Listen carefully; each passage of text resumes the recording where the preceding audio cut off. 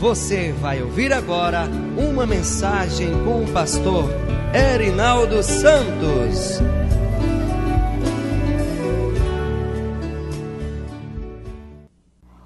Abra a palavra de Deus no primeiro livro de Reis, no capítulo de número 18 e o versículo de número 22. Primeiro livro de Reis, capítulo 18 e o versículo de número 22. Eu vou esperar você encontrar.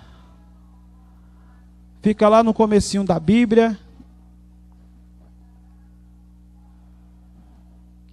Depois do livro de Samuel. Encontrou Samuel, já está perto. Se chegar nos Salmos, já está longe, já passou direto. Tem que voltar um pouquinho. Fica ali entre Samuel e Crônicas, o livro dos reis. São dois livros, né? O primeiro, livro dos reis, e o segundo, livro dos reis. Capítulo 18 e o versículo 22.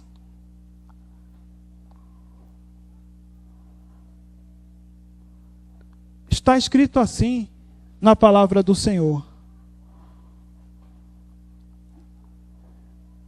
O título dessa passagem é Elias e os profetas de Baal. Elias e os profetas de Baal. E no versículo 22, nós lemos assim: Então disse Elias ao povo: Só eu fiquei por profeta do Senhor. E os profetas de Baal são 450 homens. Tem mais profeta de Baal, muito mais. Ele sozinho, servindo a Deus, e 450 servindo a Baal. Vamos dar uma revisada na história para a gente se situar aqui nessa passagem. Lembra que na semana passada a gente falou do rei Davi? E toda semana estamos falando de um personagem importante na história do povo de Deus até chegar no Senhor Jesus. Davi, ele foi um excelente rei. Porém, quando o seu neto assumiu, o seu neto se chamava Roboão, filho de Salomão. É importante a gente ter essa visão para entender essa passagem aqui de Elias. Quando chegou em Roboão, Roboão não foi tão fiel a Deus, tão eficiente. E aí o que aconteceu? O reino se dividiu. Onde passou a existir o reino do sul, que é Judá, onde ele permanecia sendo rei, e o reino do norte, que era Israel. Era um povo só, porém eles estavam divididos, e eles iriam ficar assim até o fim, até o último momento. Nunca mais o povo vai se reunir novamente. E essa informação é importante porque depois de Salomão, vai existir vários outros reis, tanto do norte quanto do sul. Tanto de Jerusalém como da Samaria. Mas você vê, o rei mais famoso foi Davi. Os outros reis não irão chegar nunca à grandeza de Davi. E entre esses reis, alguns se tornarão bons reis. É o caso, por exemplo, de Josafá, de Ezequias. Outros serão reis mais ou menos. Em alguns momentos serão bons, mas não serão tão bons assim. Eles começam bem, mas depois se desviam. É o caso do rei Joás. e outros reis. E tem reis também que serão péssimos. É o caso de um rei chamado Manassés. Foi um rei tão ruim que ele mandou matar até os próprios filhos. Esse foi um rei péssimo. O rei Acás também foi um rei péssimo. E aí o que acontecia? Quando um rei desse, o rei que era o líder, se desviava da vontade de Deus, todo o povo se desviava. Todas as pessoas, elas observavam o exemplo daquele rei e acabavam se afastando da presença de Deus. E era um caos. As pessoas não iam mais no templo adorar a Deus, elas esqueciam a lei de Deus. E o que é que elas faziam? Elas adoravam a Baal, adoravam a outros deuses, mas principalmente a Baal, porque o rei adorava a Baal. E elas faziam tudo aquilo que Deus não se agradava. Queimava incenso, sacrificava criança, sacrificava nos bosques, faziam trabalhos lá para os deuses estranhos, faziam tudo errado. E então o povo, como estava ali totalmente desviado, o que é que Deus fazia para tentar resgatar o povo? Levantava um profeta. Amém, povo de Deus? E agora chegamos na história de Elias. O rei da época de Elias era um rei chamado Acabe. Esse rei era um rei mau.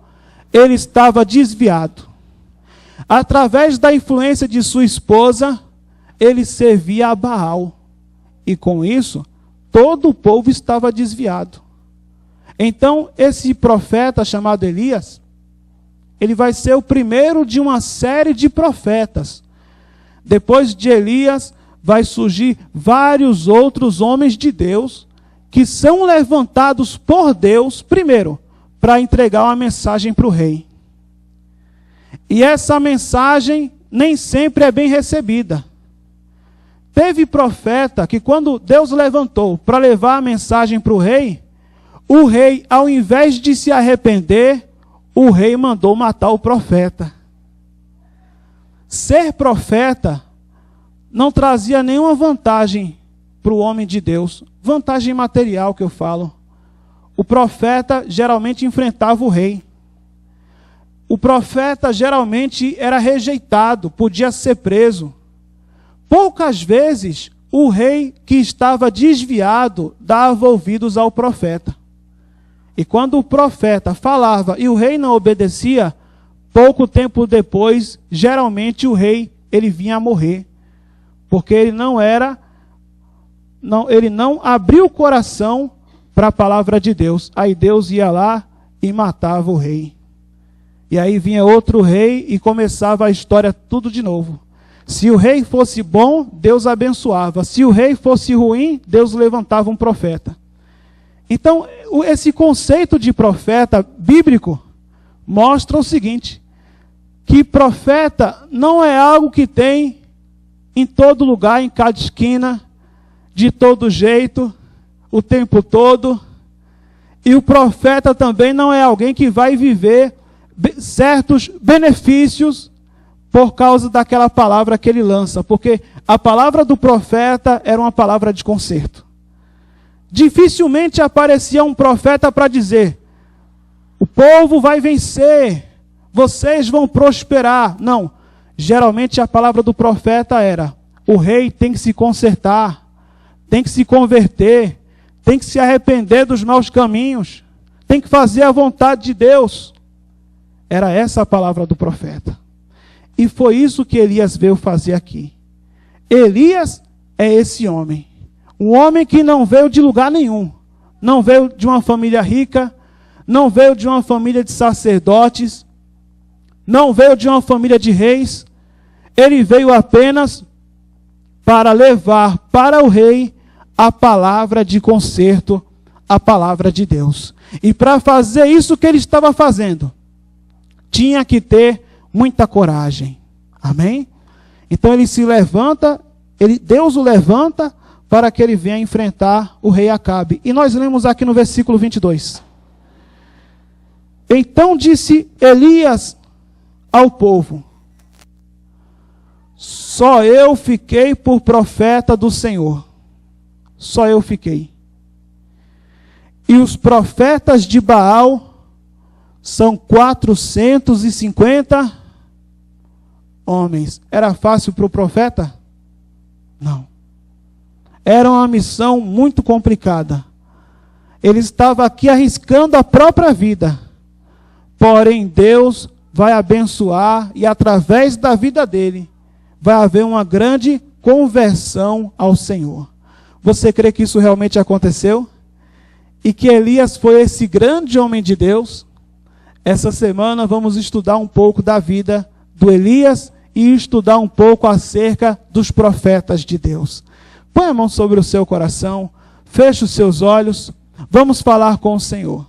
Senhor meu Deus e Senhor meu Pai Todo-Poderoso, venha, meu Deus, falar ao coração de cada pessoa que está aqui, que essa pessoa venha ouvir a Tua palavra, venha ouvir a Tua voz, e venha ser muito abençoada. Que essa pessoa, meu Deus, venha abrir o seu coração, e que o Senhor venha, meu Deus, falar ao coração, que o Senhor venha mover o coração dessa pessoa a um verdadeiro arrependimento, uma comunhão real e verdadeira e sincera com o Senhor, para que venhamos ser salvos no nome de Jesus. Que essa palavra venha falar fortemente ao nosso coração. Diga amém, diga graças a Deus, pode aplaudir bem forte ao Senhor. Graças a Deus. O ministério da profecia, o tempo dos profetas, é um tempo muito importante. Porque havia uma profecia que estava relacionada ao Senhor Jesus e passa por Elias. Eu quero ver com você aqui algo muito interessante da palavra de Deus no livro de Malaquias. Marque aqui o livro de Reis, porque vamos voltar para lá. E vem aqui rapidamente no livro de Malaquias, no capítulo de número 4 e no versículo 5. Aonde Malaquias, ele vai escrever assim: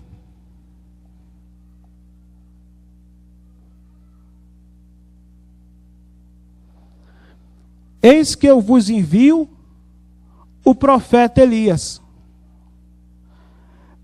antes que venha o dia grande e terrível do Senhor,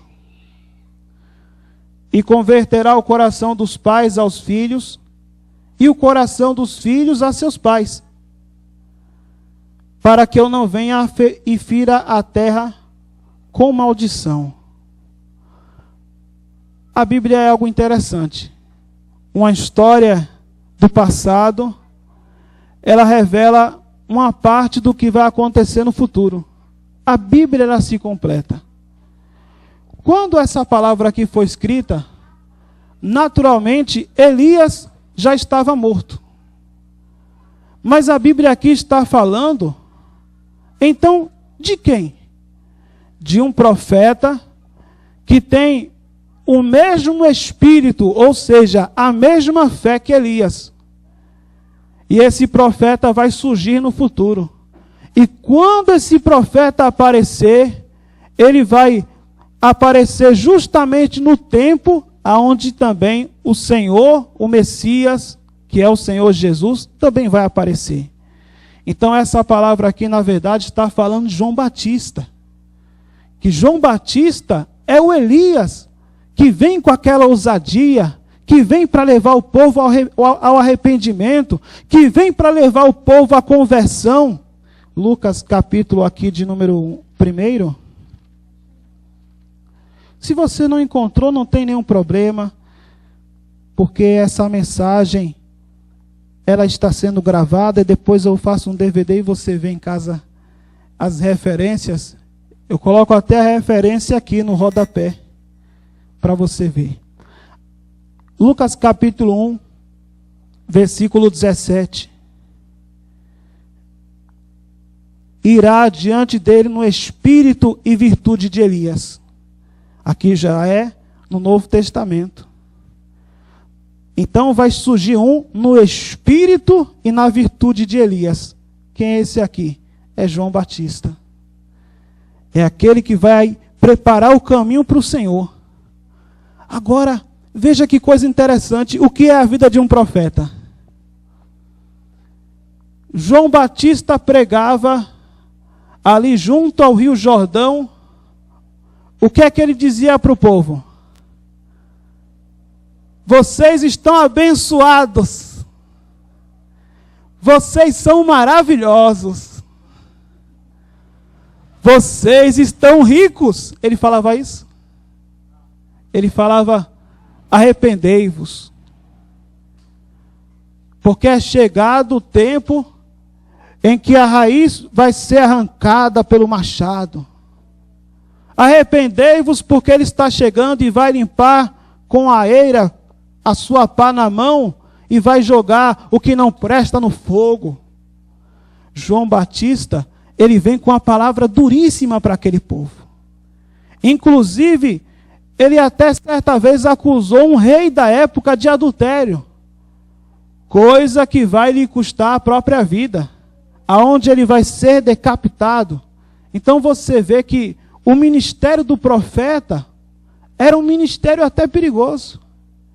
Ele poderia se encontrar numa situação aonde ele perderia a própria vida. Teve um profeta que perdeu a própria vida, que a gente encontra aqui no 2º livro de Crônicas. Não precisa você ler não, porque até você achar, pode ser que você não consiga. Mas eu vou ler aqui para você. No 2º livro de Crônicas, aonde fala de um homem de Deus chamado Zacarias. Aqui no capítulo 24, e o versículo de número 20. Aonde Zacarias, aquilo que eu falei para você, ele vai repreender o rei e vai acabar sendo morto. 2 Crônicas, capítulo 24, versículo 20. Aonde diz assim: e o Espírito de Deus revestiu a Zacarias. Ele falava por qual Espírito? Era a palavra de quem? Era a palavra de Deus. O qual se pôs em pé e disse: assim diz o Senhor, porque transgredis os mandamentos do Senhor, portanto não prosperareis. Porque deixastes o Senhor, também Ele vos deixará. Quem é que está dizendo isso? É o homem de Deus chamado Zacarias. Mas quem é que está usando o homem de Deus? Quem é que está falando através do homem de Deus? É o próprio Deus, falando para o rei Joás. Mas olha só o que aconteceu, versículo 21. E eles conspiraram contra ele e o apedrejaram com pedras, por mandamento do rei. Quem foi o mandante do crime? O próprio rei. Então era isso que acontecia muitas vezes. O homem de Deus se levantava para falar e ele não era ouvido.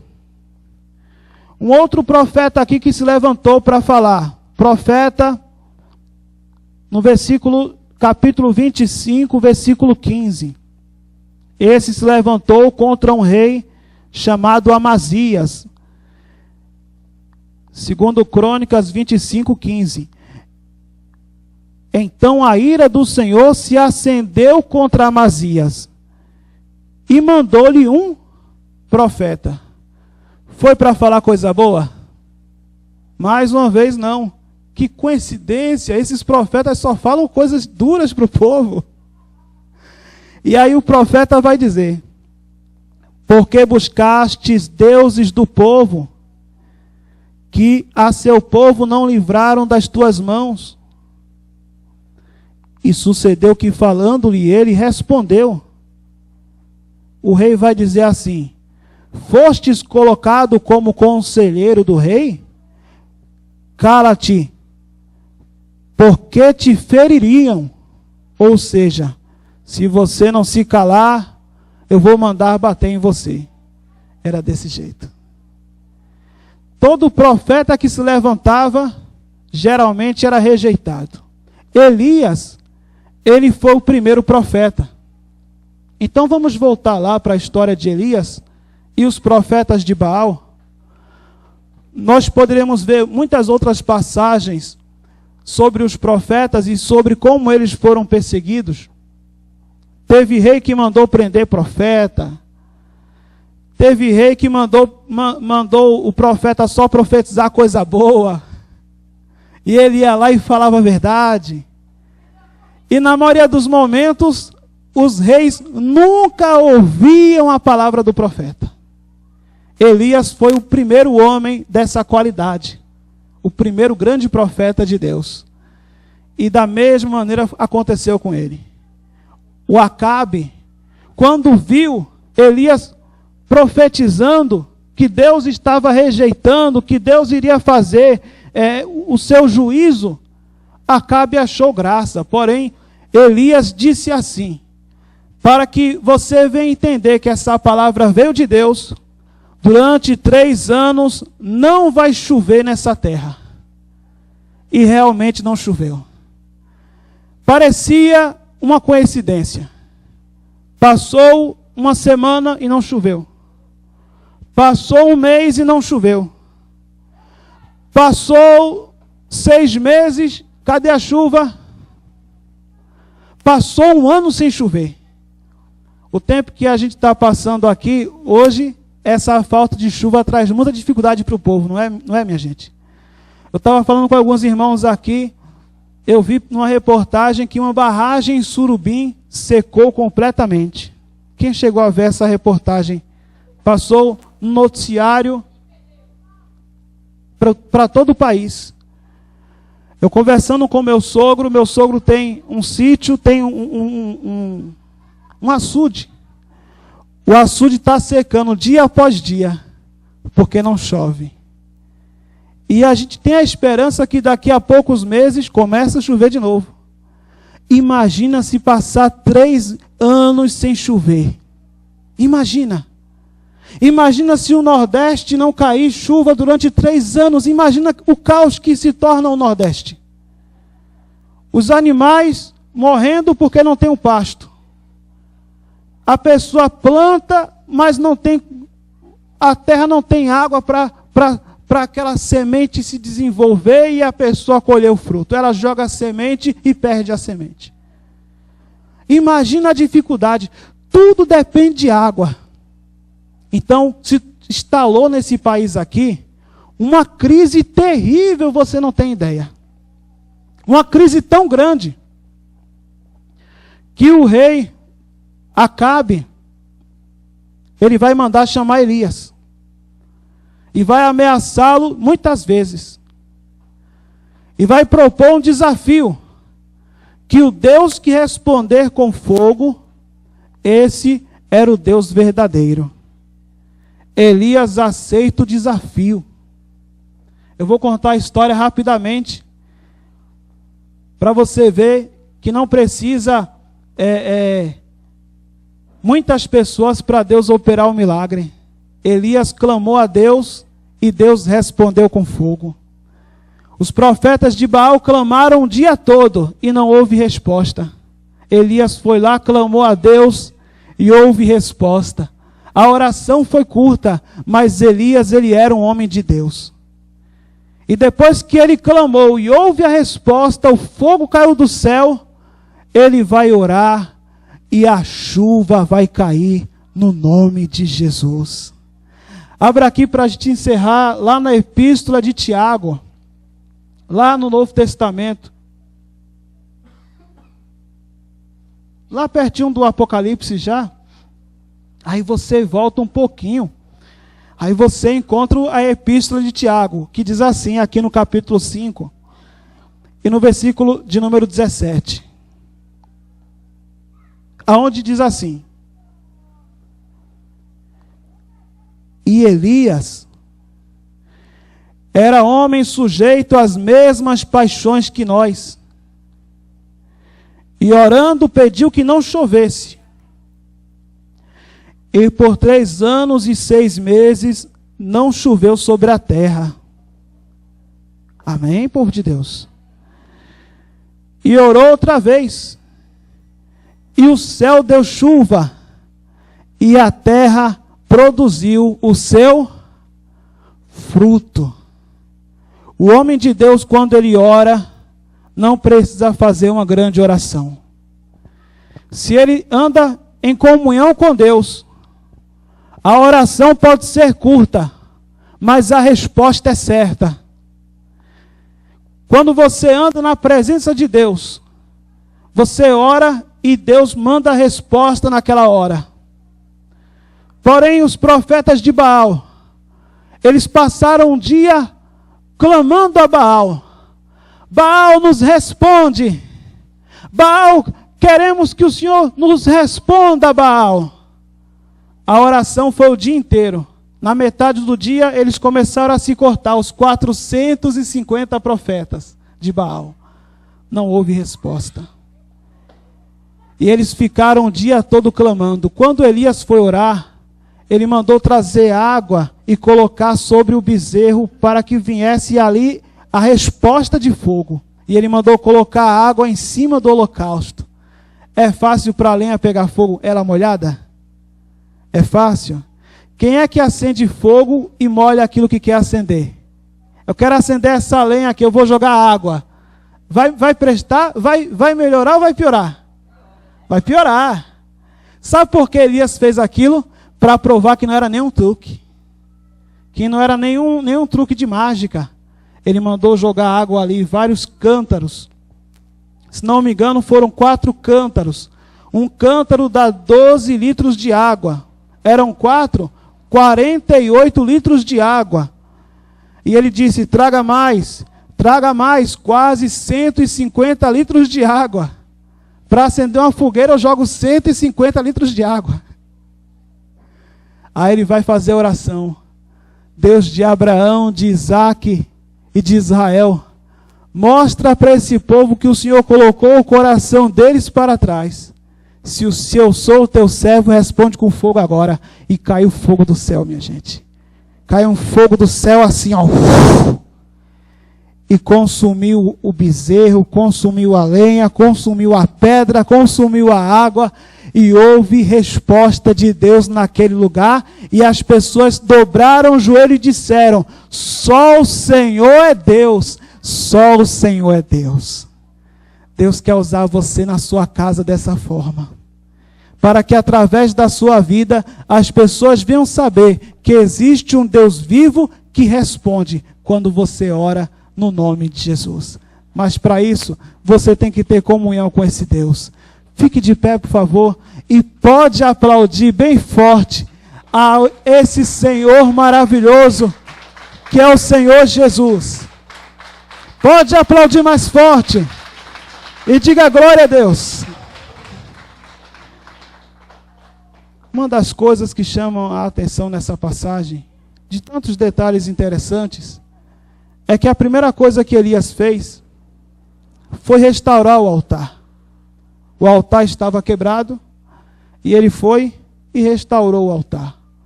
Para que haja resposta de Deus em sua vida, o seu altar tem que ser restaurado. Que altar é esse, pastor? É a sua comunhão com Deus. É a sua vida com Deus. Se você restaurar o seu altar, você vai clamar e Deus vai ouvir a tua oração no nome de Jesus. Põe a mão sobre o seu coração, feche seus olhos e ore assim comigo.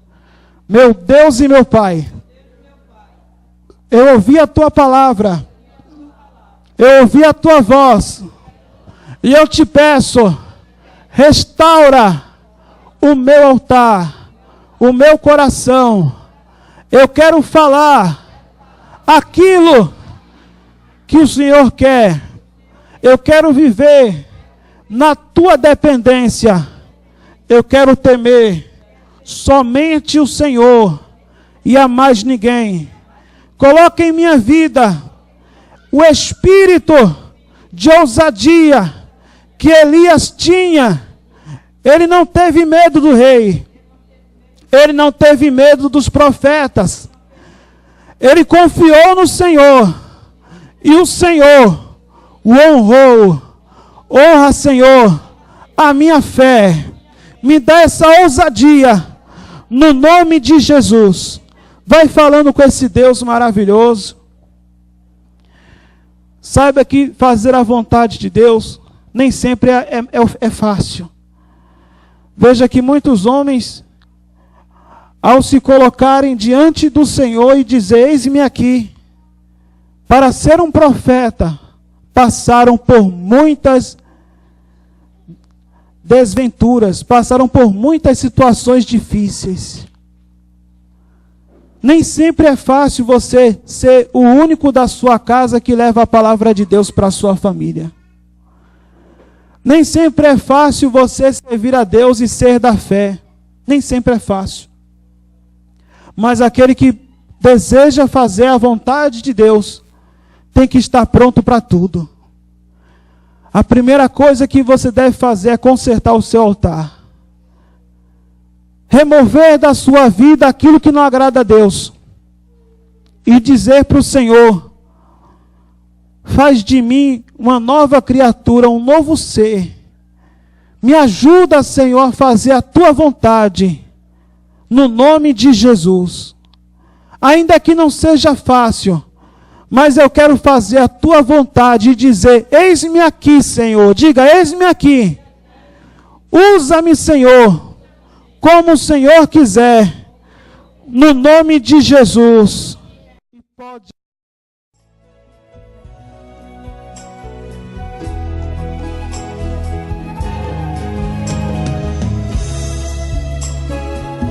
Você acabou de ouvir uma mensagem com o pastor Erinaldo Santos.